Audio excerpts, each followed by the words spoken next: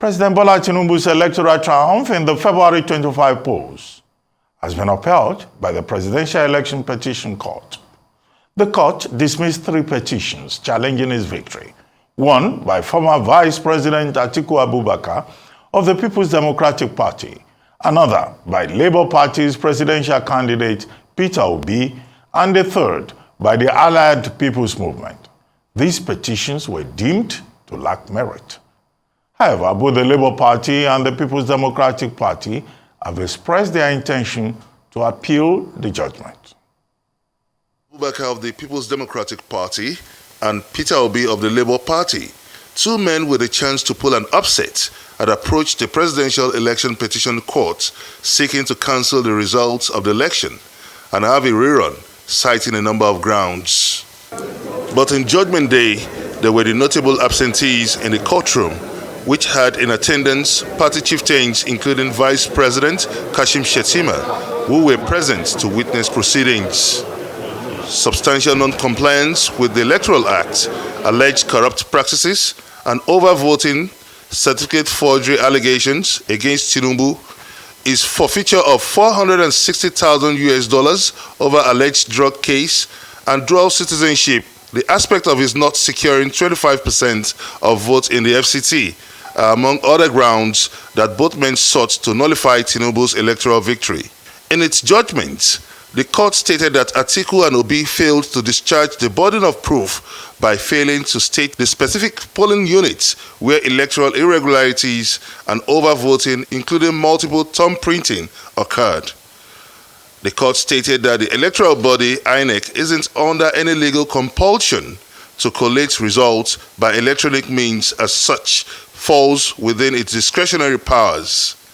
It also stated that Atiku and Obi failed to prove their allegations of certificate forgery, while stating that the case of alleged forfeiture in a drug case was a civil case, one which Tinubu was never prosecuted, convicted, or sentenced. In dismissing the case on 25% votes in the FCT, the court maintained that the FCT is like one of the 36 states of the Federation without any special status. On those grounds, the court dismissed the petitions for lacking in merits. The court had earlier dismissed the petition of Allied People's Movement, which was hinged on the multiple nomination against Kashim Shettima. With this leg of litigation now over, the petitioners are yet to decide whether they would head to the Supreme Court or not. But the Labour Party has, in a preliminary statement, condemned the outcome of the judgment, saying that its lawyers are reviewing the situation on the next steps to take. Meanwhile, President Bola Tinubu has welcomed the judgment of the tribunal, in quote, with an intense sense of solemn responsibility and preparedness to serve all Nigerians, irrespective of all diverse political persuasions, faith, and tribal identities. President Tinubu, in a statement, urged, in quote, valiant challengers to inspire their supporters in the trust that the spirit of patriotism will now and forever be elevated above partisan considerations, manifesting into support for a government to improve the livelihood of all Nigerians, end of quote. In the meantime, the presidential candidate of the People's Democratic Party, Atiku Abubakar, and his Labour Party counterpart, Peter Obi, yesterday stated they are resolved to approach the highest court in the land, the Supreme Court, to challenge the dismissal of their petitions against the declaration of Bola Tinubu as winner of the February 25 presidential election. While Atiku said he was heading to the apex court because he had lost a battle and will confront the war head-on and not validate what he calls mandate banditry, Obi said he would not relent in his quest for electoral justice because, according to him, the tribunal ruling is not coterminous with justice. As the Tinubu administration also marks its 100 days in office, Nigerians have been assessing the performance of the government in different sectors, focusing on the socio-economic well-being of the citizens. Some Nigerians who spoke to Arise News in Lagos expressed a mixed grill of opinions on the 3 months of the government, which has churned out a number of tough policies, including the removal of fuel subsidy, among others. to help us to bring greater clarity to the tribunal ruling, as well as President Tinubu's 100 days in office. I am now being joined from Ikeja, here in Lagos, by public interest lawyer Jiti Ogunye. Thank you very much for joining us on this Day Live, the Sunday talk show, Jiti Ogunye. Dr. Abati, thank you for inviting me. I'm grateful. Well, the ruling of the Presidential Election Petition Tribunal on Wednesday has generated a lot of interest. Part of it, one, the fact that the certified true copy of the judgment was not made available early. Many of the newspapers today lead with that, claiming that in fact the copy that first got into circulation was a copy that was watermarked Tinubu Election Petition Tribunal, and the Tinubu group has said, well, that was not the original copy. It just meant that it was their copy that they circulated when they got it. But the opposition lawyers have been saying, well, why did the APC get it before them? What do you think is the issue about this certified true copy? And the petitioners, the appellants, as they will eventually be, have they suffered any, disadvantage, damage as a result of the fact that it took about 48 hours for that, CTC copy of the judgment to come out? Beyond that, all of us, will be your take on the ruling of the tribunal. Many aspects of it have, become very controversial since that judgment was delivered. Well, thank you. I'll go straight to what I regard as the prefatory issue, which is on the, furore that the electronic copy of the judgment being circulated, which was watermarked, had generated. Now, the impression I had when I saw that, even before the explanations started coming, was that upon obtaining a copy of the certified true copy of the judgment, same was watermarked and circulated. The impression that was created earlier on was that perhaps it showed that perhaps the legal team of President Bola Ahmed Tinubu or APC had a hand in the writing of the judgment, and then that imprimatur survived, and so it was brought out like that. In their counter, they had clarified that the two other political parties, or two other political parties, or three now, had obtained their own copies, and that those copies didn't bear that watermark. And I think that that should just be allowed to rest like that, unless there is a proof that something was fishy in the circumstances. Now, the delay in obtaining the certified true copy of the judgment is indeed a metaphor for the peculiarity and the challenges that election petition determination represent or pose. It is said that election petition is sui generis, it's the class of its own. Following the declaration of the results, the satisfied parties and contenders who participated in the election, who contested the election, have only 21 days to bring their petition.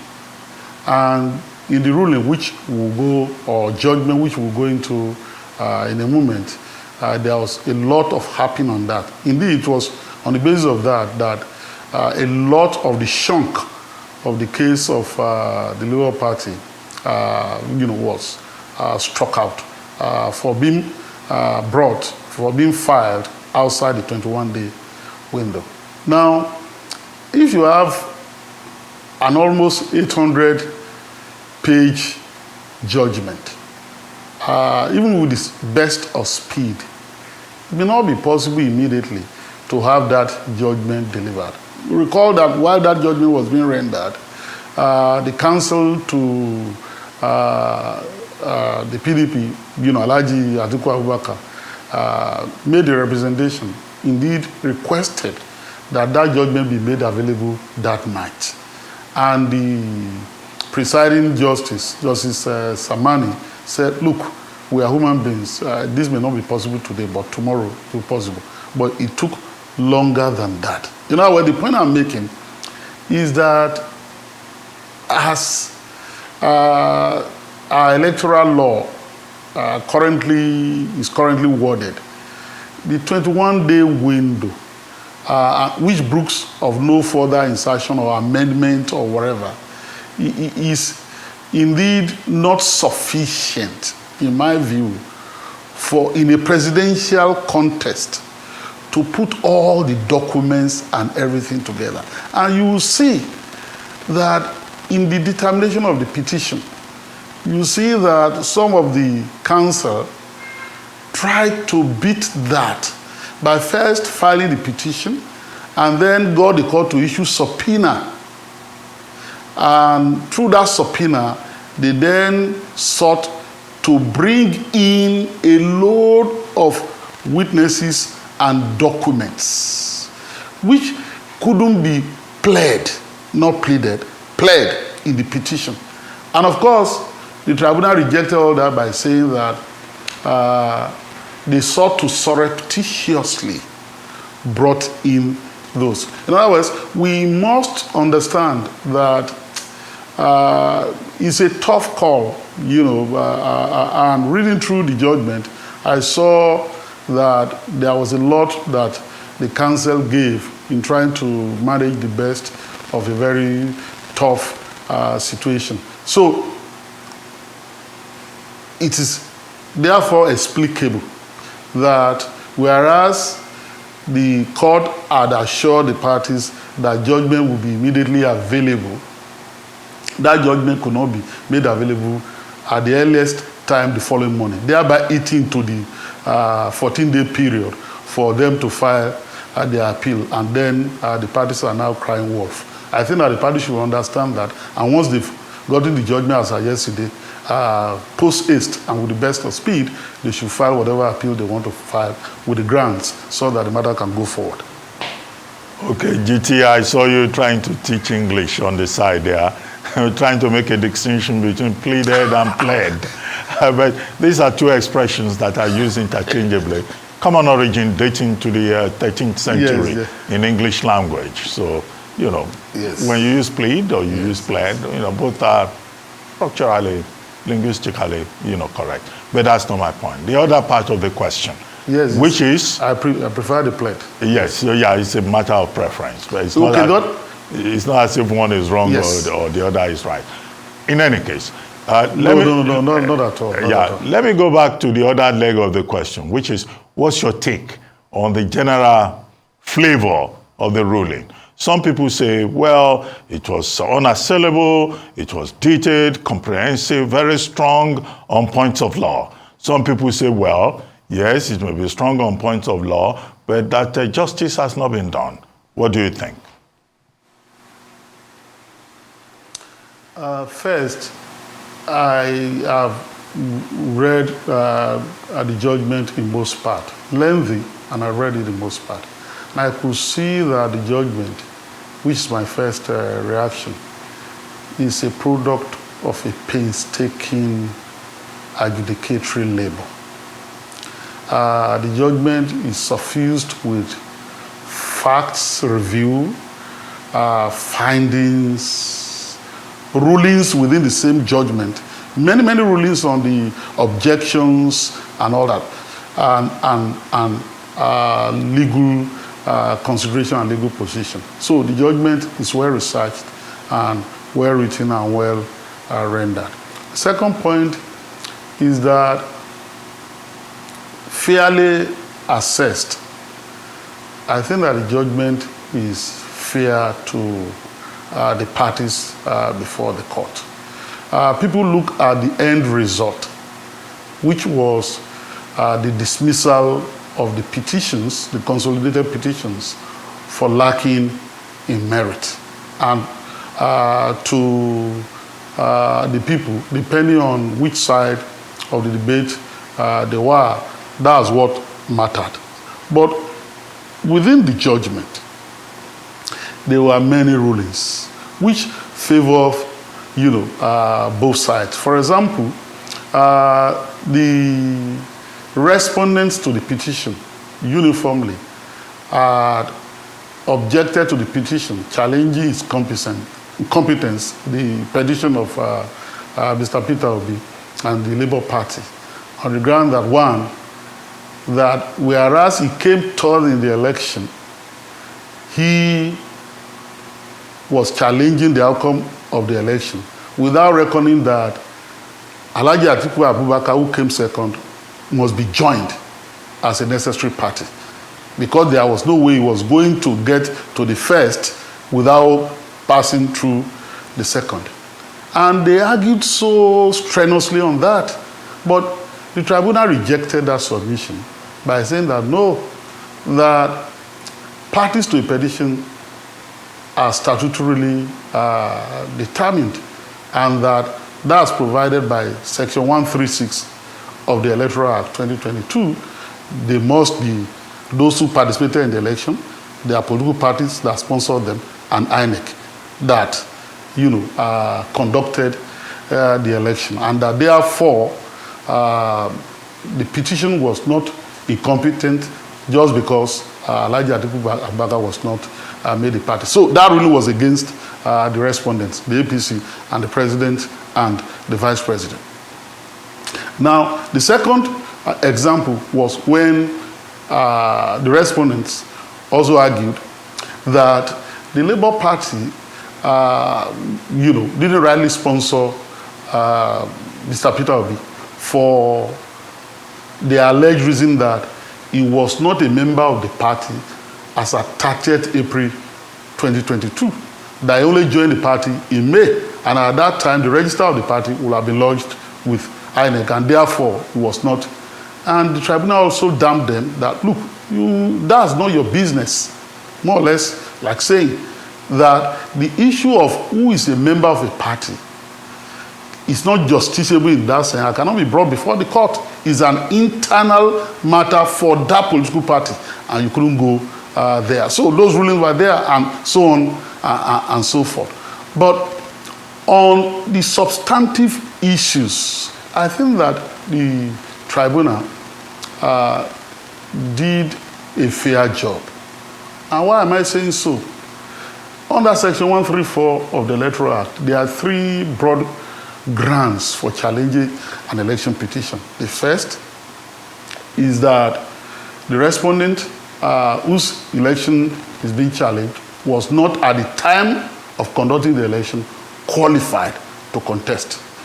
The second is that the election, and of course the results, are invalid on the ground that there are corrupt practices in the election, or that the election and its conduct were not in substantial compliance with the provisions of the Electoral Act and other laws.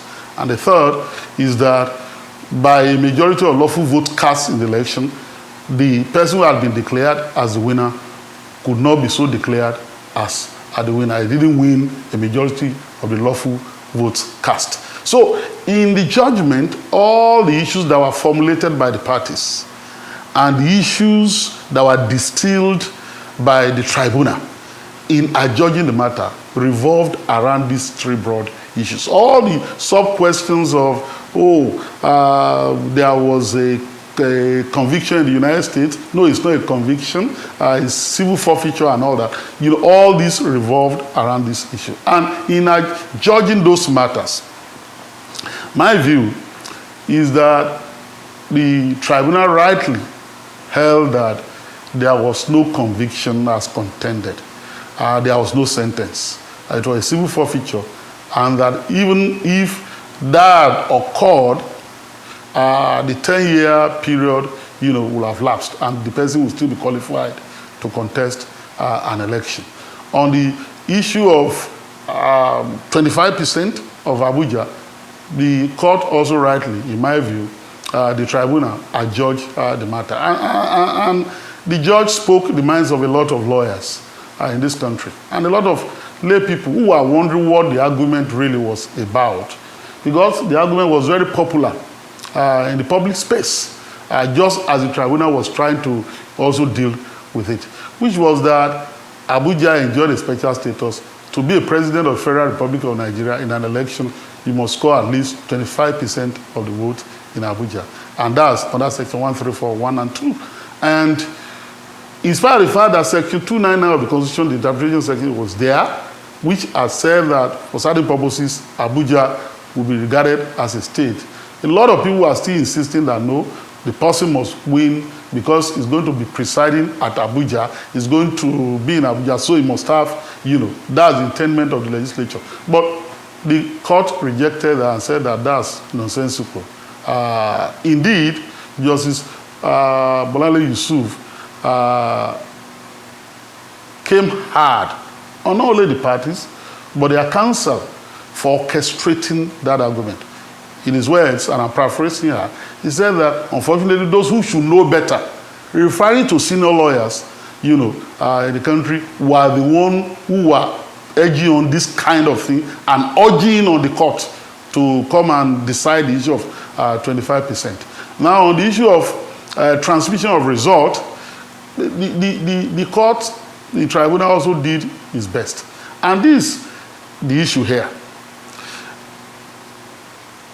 Electronic transmission or collation of results of an election is not a mandatory requirement of the Constitution, which is the ground norm. It's also not a mandatory requirement of the Electoral Act. Now, by its regulations, INEC, under its guidelines, introduced electronic transmission and collation. But as the Supreme Court had held in the case of Oyetola and INEC regarding the Osun State election, you recall that, and Nigerians will know this, that by Beaver's reports, some initial results had indicated that there were certain results. Now, INEC at the tribunal and at the Supreme Court contended that those results were earlier results and that their system was yet to be synchronized to come out with the final result. But the Oyetola camp felt that they could use that to suggest that they were having the upper hand. But at the Supreme Court, it was decided that there was nothing like electronic collation of result, that it still has to be manually done from the polling booth to the ward collation center, to the local government collation center, to the state collation center, and then ultimately in the presidential election to the national collation center.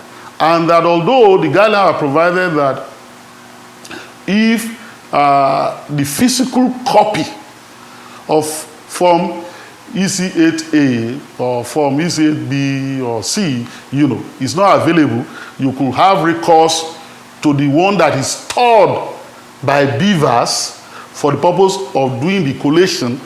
The law is still that there must be physical or manual collation. And therefore, the tribunal had no hesitation in saying that IREF, which was the portal of INEC, where those results were supposed to be displayed, was not a national collation center. It was not a collation system, as many people, had erroneously imagined, because they wanted to see the results. And so, in resolving the issue of substantial compliance, they said that that issue will not mean that the election was not conducted in substantial compliance with the provision of the Constitution and the Electoral Act, and that issue was resolved against the petitioners also. I have used this example And I want to use this example here. What many people are insisting on is that for the purpose of credibility and transparency, those results must be uploaded, or should have been uploaded, contemporaneously with the announcement of results at the various polling booths all over the country, over 176,800 or something of that nature, just short of 177,000. Now, INEC claimed that it had a glitch. I'm not going to delve into that. But my view is that the situation was akin to a football match in a stadium where a losing team, perhaps that's considered like 3 or 4 goals, came out to say that the goals were not fairly considered and they would not admit that they have been defeated in the match because the scoreboard, the electronic scoreboard at the stadium did not contemporaneously display the scores as the match was being played. Okay. I will not buy into that. Okay. It's good moving forward to have that kind of thing, that you have an immediate transmission so that seeing is believing. People can see it because many of our people are skeptics and cynics. Yeah, we must admit that in the country because, again, institutions of state have not done enough to earn the trust of the people. But on this score, I must say that the tribunal adjudged the matter fairly and then, dismissed all the grounds of the petition and dismissed those petitions. That's my take. Okay, yeah, I get your point, and how you have reviewed some of the major highlights of the ruling by their lordships. But the opposition council, they're saying that they are going to the apex court. What chances do you think they have from the perspective of the point of law? Do you think they are being driven by politics and sentiments? Are there specific grounds on which their appeal could possibly be based, when you review all the issues that have been determined at the lower court? And I hope that this will not be a prejudicial pre-assessment of the strength. Right. The matter is not before Supreme Court yet, so it's not sub judice to that extent. Yeah. Yes, and in the public interest, we are at liberty to discuss these issues. Now, on the substantive issue, on the merit, the tribunal found that the 3 petitions were not meritorious. And I can't but agree with them. And this is the point. It is a very difficult task. It's a tall order. And I could feel the pain and agony of the opposition. The tribunal found that the petitions were bereft of particulars. And so they use such words as imprecise, nebulous, making generic allegations. Failed. A litany of failures. Speculative and all that. Well, failures, okay? And what the tribunal was saying was that in the pleadings, when you are presenting your case, if you are accusing your opponent, the winner, of overvoting, that there was overvoting, and you are calling for a cancellation, you must specify the polling booth by polling booth where this took place. If you are talking about inflated votes during collation process, you must specify where this took place and how it took place in your pleadings. And that's why I said earlier that, practically speaking, it might be difficult in 21 days to bring all this together. Okay? But that's the requirement of the law. That's the demand of the law. And so the tribunal said, you didn't supply all this. You are just making generic, statements saying that, yes, in some polling booths, in some places, and that's not sufficient. Now, the Labour Party creatively, if you ask me, pled that they were going to rely on spreadsheets, experts and all that to demonstrate all this. But the tribunal rejected that no. What the guidelines, the schedule to the Electoral Act require is that you must furnish the particulars.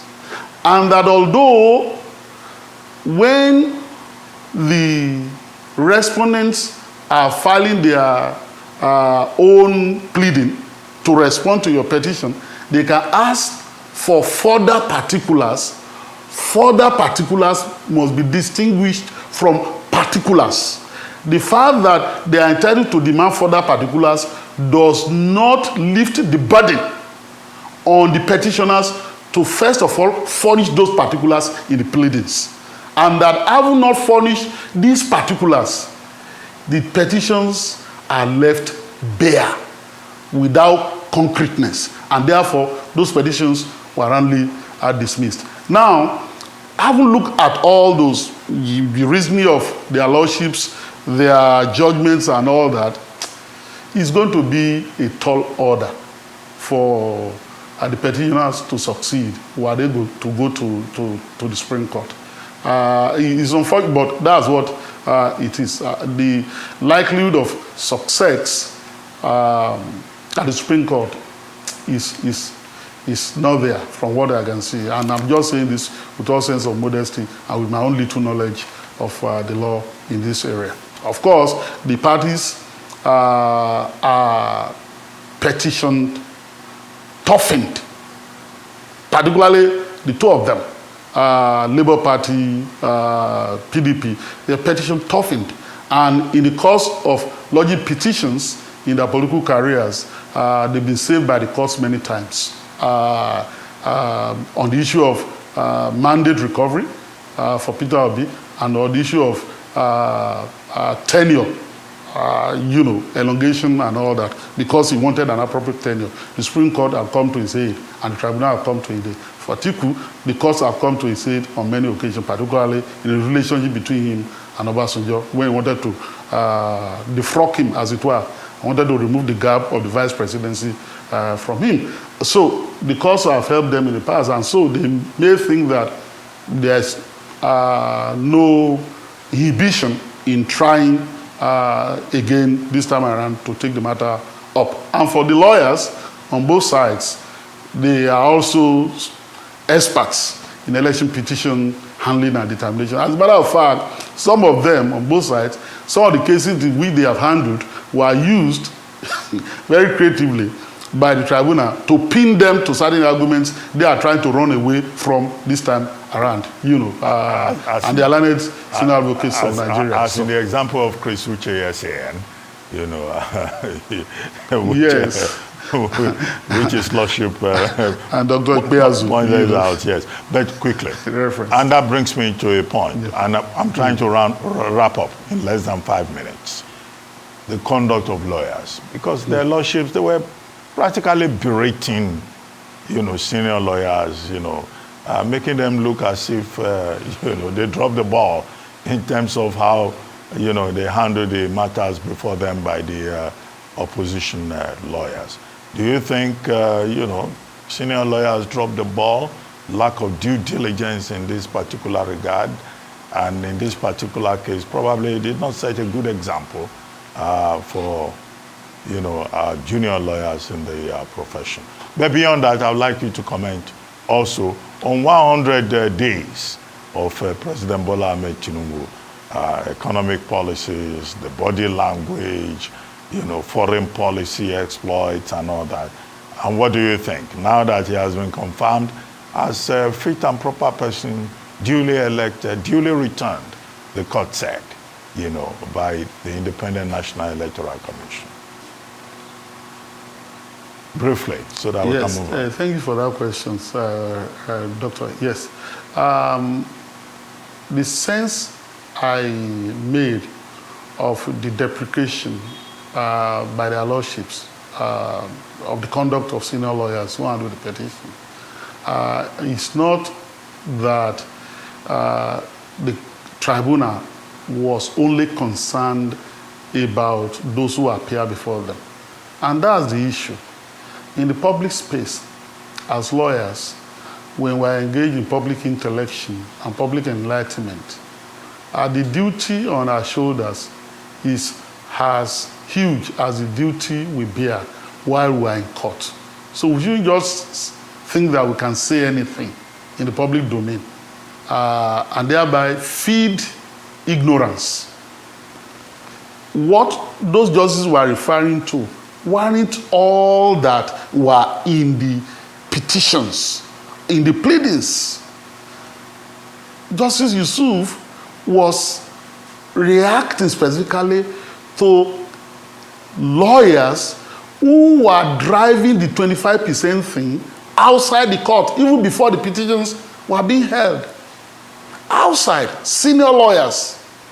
And I must tell you, there is no average lawyer in Nigeria who didn't have a good idea of what the position of the law was on that point. But senior lawyers were driving it. And so the justice said, look, those who should know better were the one, urging this on us. But overall, I think that the judges were very detailed. And I think that they became so detailed in that judgment, in spite of the fact that the judgment was a consolidated, was on the basis of consolidated petitions and many objections and all, they had to react to all that. So that explains the length. But they were detailed because it's a psychological thing. I think that the judges had their back to the wall. Before the election, many were accusing them how the judiciary had been compromised, the judiciary is useless, the judiciary is this and all that. And so they had to react to all those, even angry, while they were doing so, which ought not to have been so. And so they were referencing social media, for example. The issue of social media didn't come before them in the petition.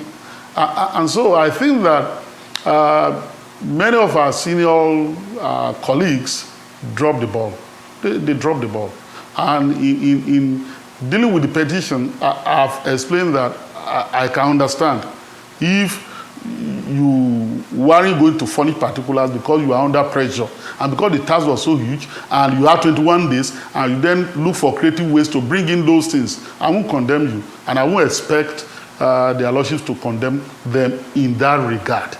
They're just trying to see that they did everything permissible in law and in civil procedure and in electoral jurisprudence to help the cases of their clients. But I think that the judges were reacting more to the way, they've been impugned and condemned, outside the court. Now, on the issue of the 100 days in office, I think that the president has done the best he can do in the circumstances. The departing administration or the administration that departed really wrecked Nigeria in many respects. This is my view. And the president is from the same party. So it's like the proverbial fact of a masquerade who is supposed to be an extraterrestrial being, visiting the earth. What Yoruba would call Iso Inueku. So he cannot unmask himself. So he had to enjoy the fact in his gap, So he will have to do the best he can in his circumstances. The foreign policy has been very challenging with coup all around and with ominous signs or prospect that we might have other coup. And I think that the president has responded to that very well. On domestic policy, or on the welfare issues in the country. The removal of the oil subsidy, financial experts, everybody has been praising it, even on your channel. But the people are not smiling because incomes are being wiped out. Income is not expanding. Inflation has almost crippled the economy. And there's a lot of sufferings going on in the politics. So the president will have to deal with that. And his administration will have to deal with that. It's something that's very serious. On the security front, there was a baptism of fire is very significant. 28 soldiers were wiped out, or even more than that, 30-something now. I don't know the exact, wiped out by bandits in the Shiroro area in Niger State, and it's a critical challenge. And Boko Haram too, there was a resurface of some activities in the northeast recently, and bandits are still operating all over the place. That issue will have to be dealt with. Nigerians don't want to wait for another 1 year of the administration to then come to a realization that maybe this president cannot do this thing, just as it was with the previous administration, where many felt that being an ex-military head of state, this will be dealt with totally and that will have a reprieve, and that never came. Now, on the issue of revisiting what the old administration did, I could see that the president is trying to walk a fine line. The CBN issue, all the other issues and all that, when things have not been done properly. It will be interesting to see how long the president can walk that fine line without frontally, categorically, and definitely accusing the old administration and handed over power to it, that you did a poor job. If we had this situation and, all these things were going on and you didn't do anything about it, it's one thing to say that I'm infallible, I'm the president, I am untainted, I'm a personification of integrity, and all your appointees, majority of them, do whatever they like and all that. It rubs on you. And how then can you then come out clean that you didn't know about what they were doing when they were doing it and why they were wrecking the economy? I think that it will be interesting to see how long the president can walk that fine line. But overall, I think that the 100 days that the president that the president has spent in power has been very significant. On the international front, engaging the world leaders